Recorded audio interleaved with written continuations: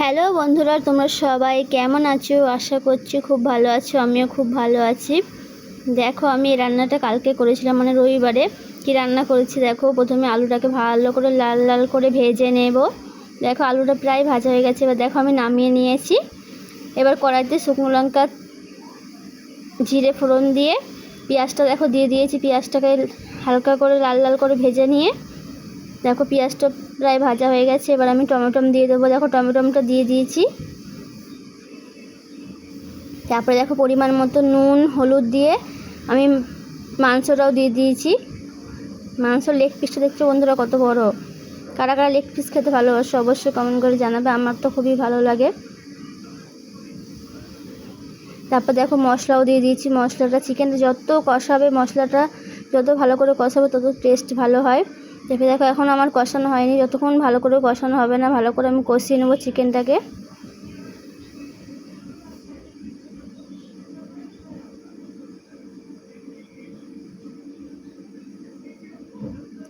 এই রান্নাটা হয়েছিল রবিবারে তো পোস্ট করতে পারিনি, তাই আমি আজকে পোস্ট করছি।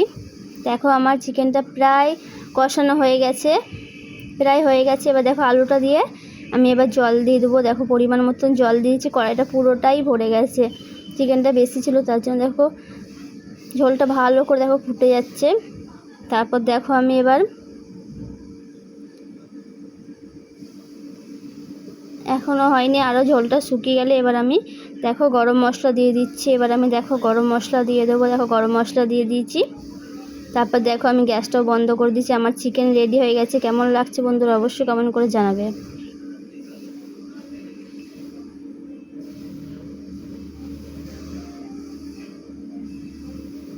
তারপর দেখো আর একটা রান্না করেছিলাম, চিকেন করেছিলাম।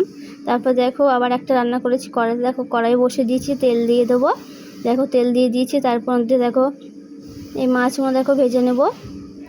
মাছগুলোও ভাজা হয়ে গেছিলো। কড়াইতে দেখো জিরে শুকনো লঙ্কা ফোড়ন দিয়ে আলুটা দিয়ে দিয়েছি। আলুটাকে লাল লাল করে হালকা ভেজে নেব। তারপর দেখো আলুটাকে হালকা করে ভালো করে ভাজা হয়ে গেছে। এবার কলাগুলো আমি দিয়ে দেবো। কলাগুলো দেওয়ার পরে নুন হলুদটা দিয়ে দিচ্ছি। দেখো জল দিয়ে দিচ্ছি। ভাজা হয়ে গেছিলো। কটা কাঁচা লঙ্কা কেটে দিয়ে দিয়েছি। দেখো ঝোলটা ভালো করে ফুটে এসছে। যখন জিরে শুকনো লঙ্কা ভেজে বেটেছিলাম দিয়ে দিয়েছি ওইটাও। তারপরে মাছগুলো দিয়ে দিয়েছি। এবার দেখো আমার তরকারি প্রায় হয়ে গেছে, আর একটু ফুটলেই আমি তরকারিটা নামিয়ে দেবো। কারা কারা কলার তরকারি এরকম করে অবশ্যই কমেন্ট করে জানাবে। আমি এর আগেও করেছি, তোমাদের দেখিয়েছি।